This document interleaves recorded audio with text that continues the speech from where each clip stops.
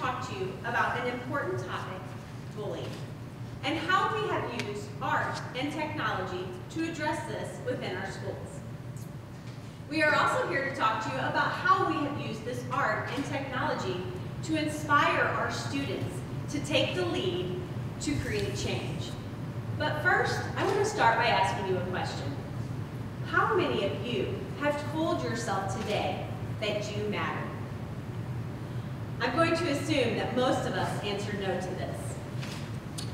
Look at these students in this picture. How many of you think these students were told that they matter? I am sure many of us have experienced, witnessed, and even participated in bullying. These pictures are images of what bullying looks like and feels like for these students who are receiving this. In society, the word bullying is often shrugged off as one of life's milestones or childhood experiences. Unfortunately, the word bullying is often used to describe girl drama or boys being boys, when in fact it does happen, it is a problem, and we have to be creative in how we address it. Let's talk a little bit about what we know with bullying. Statistics show that 1 in 5 students report being bullied. A third of these students have reported that when they are bullied, it occurs at least one time a month. And as many of you know, students who are bullied oftentimes are exposed to many different things, such as name-calling, insults, physical assault, and even exclusion. As we know, individuals who are bullied often have lasting effects due to this behavior. Many students who are bullied often show signs where they have difficulty in school, maintaining healthy relationships, and they even have a poor self-image. I know this is alarming to hear, but we do have one positive statistic that we would like to share with you. Research is showing that students that are bullied, that when a peer intervenes, it will stop by 50%. Imagine the change that we can create if we can inspire more individuals to say or do something if they witness bullying occurring. Also, if we know that more than half of bullying situations stop when a peer intervenes, we have now identified one possible solution to this problem. Our goal is to make sure that our students are competent in their academics. But more importantly, we want them to know and have the skills on how to face life's many challenges. In the same way that we take a team approach when we work with kids in our schools, we also want to take a team approach on how we talk to you about how we're using art and technology to inspire our children, to inspire our students to make a change in this world. I would like to now introduce Ms. Tracy Sitz, our technology teacher, to help explain what we have done next.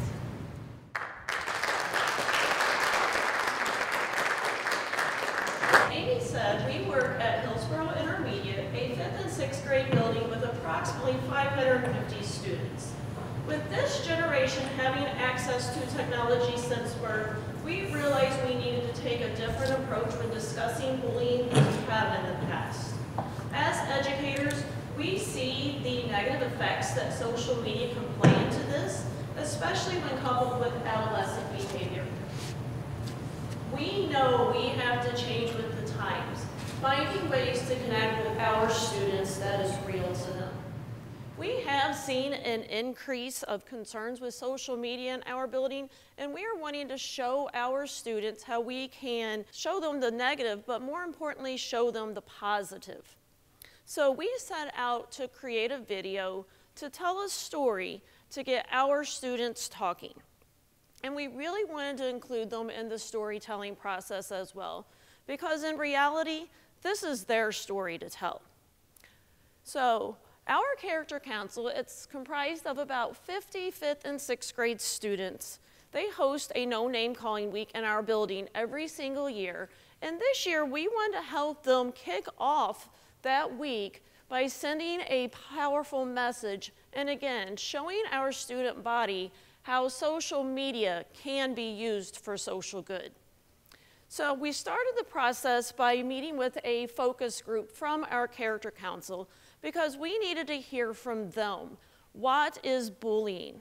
How does it make them feel? And how does it affect their daily life? From that meeting, the students from that focus group went on and shared more ideas and experiences on a shared Google Doc, and they painted a very clear picture of what it's like to walk in the shoes of a 5th or 6th grader being bullied.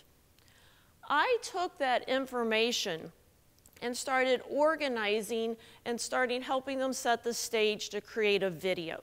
It ended up to be a 7-minute video that showcased our entire character council, walking us through the story of what it's like to be bullied at their age. And we use this video to show not only what they can do as if they see this going on with a peer or a classmate, but also what they can do to make a change and empower that person to stand up and make a difference.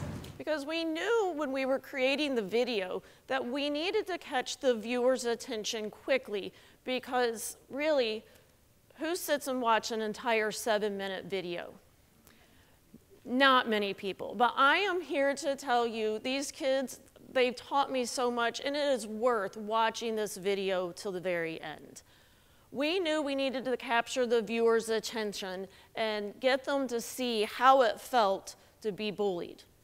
We know our kids see bullying every single day at school, at recess, in the classroom, in the cafeteria.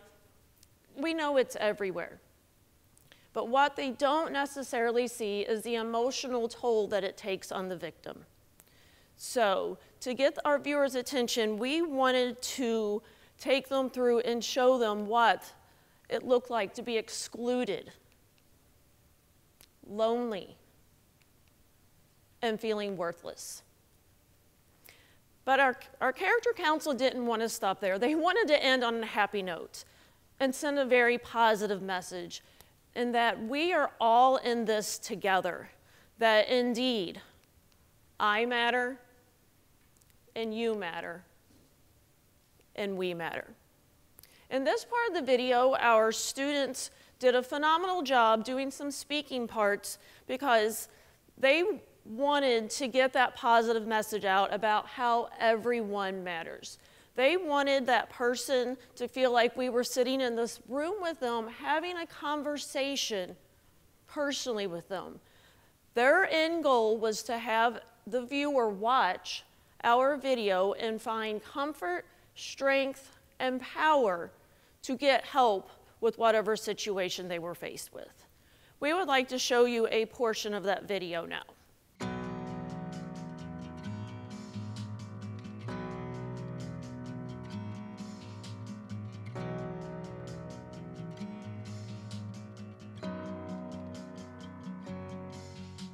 The broken clock is a comfort. It helps me sleep tonight. Maybe you can't stop tomorrow from stealing all my time.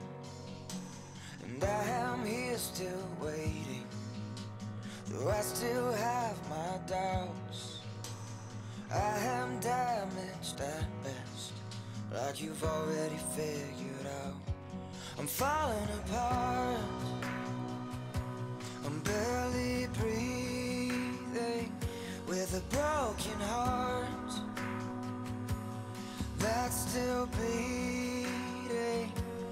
In the pain, there is healing in your name. I find meaning, so I'm holding on, I'm holding on, I'm holding on, I'm barely holding on to you.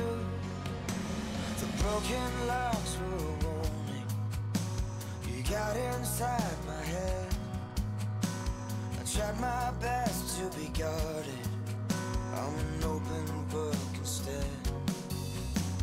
And I still see your reflection inside of my eyes that I let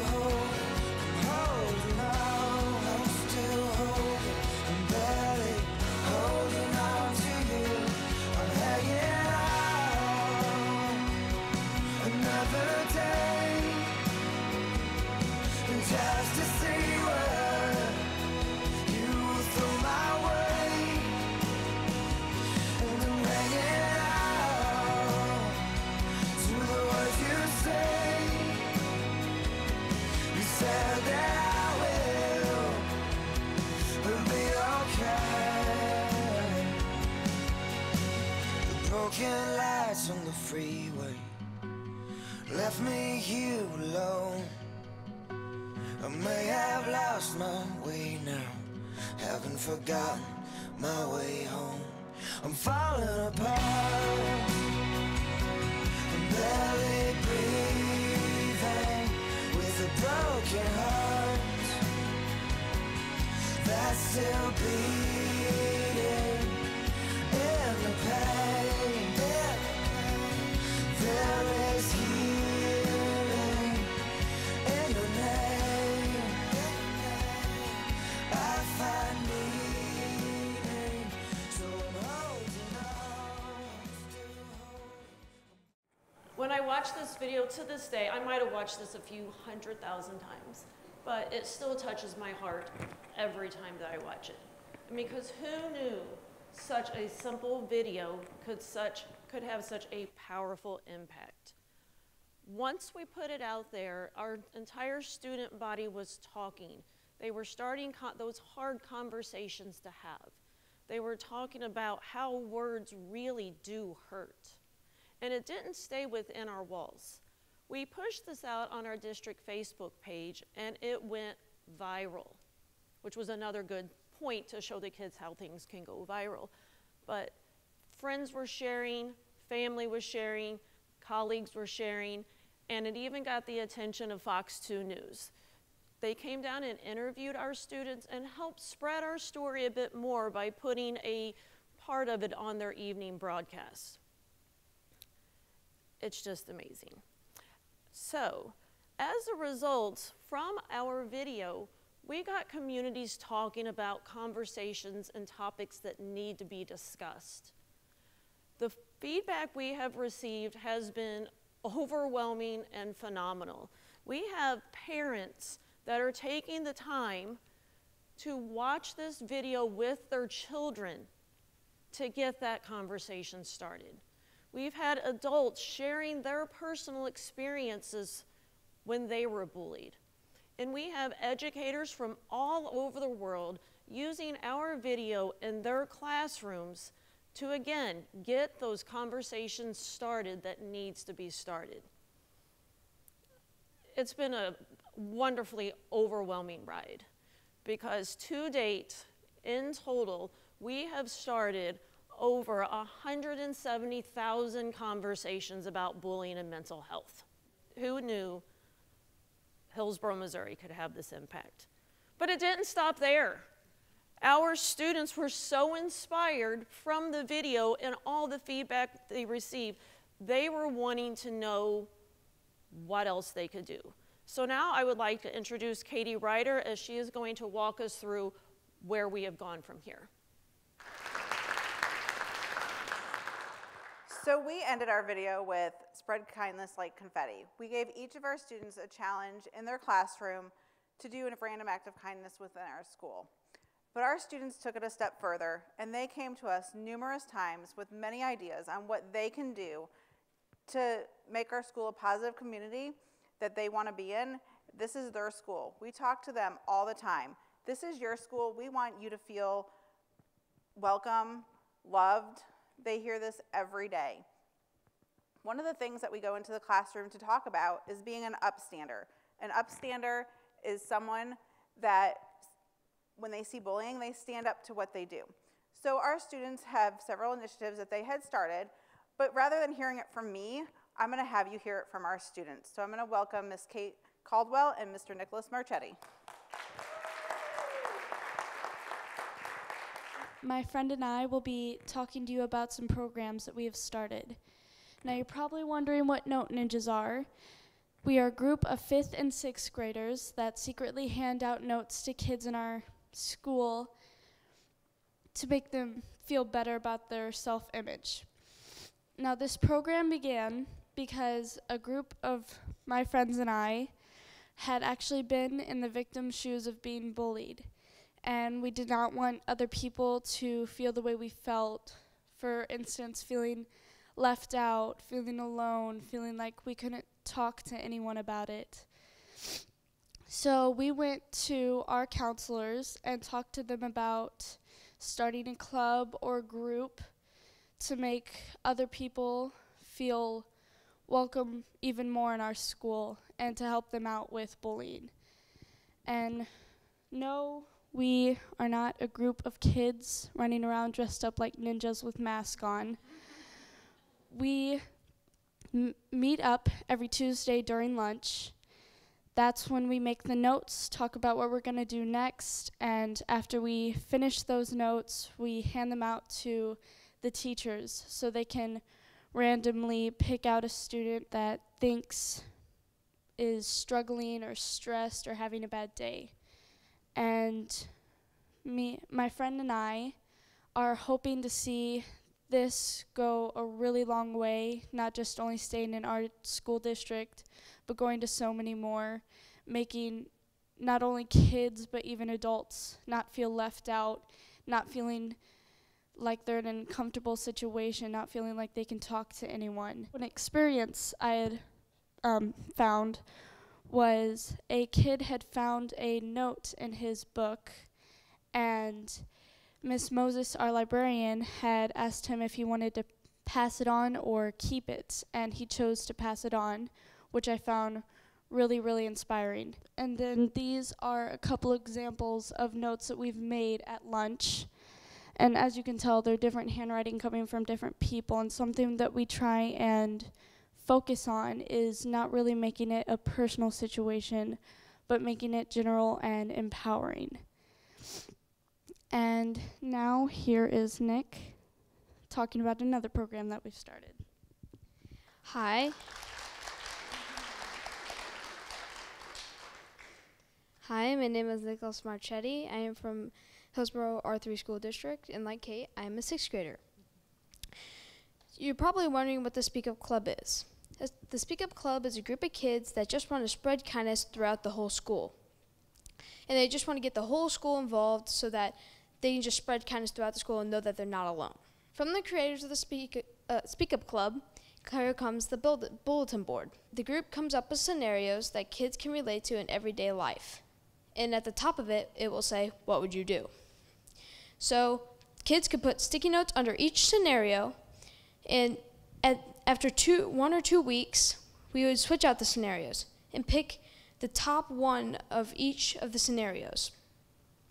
Then we would say it over our school announcements and tell it throughout the whole school to get the whole school involved.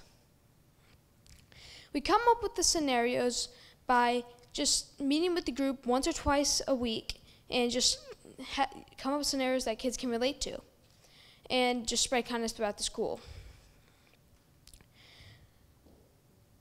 Our goal is to just show everybody that you're not alone and just tell them that you can do amazing things. You see, they are teachers, but so are we. Together, we can change not only our schools, but the world we will inherit. Thank you.